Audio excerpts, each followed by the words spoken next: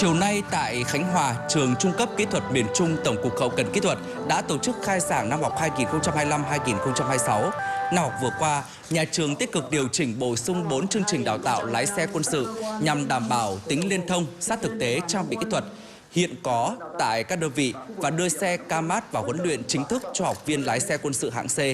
Năm học tới, nhà trường tập trung vào rèn luyện kỹ năng thực hành cho học viên, mục tiêu là đào tạo đội ngũ nhân viên kỹ thuật ngành xe máy và lái xe quân sự các hạng đáp ứng được yêu cầu nhiệm vụ ngày càng phát triển.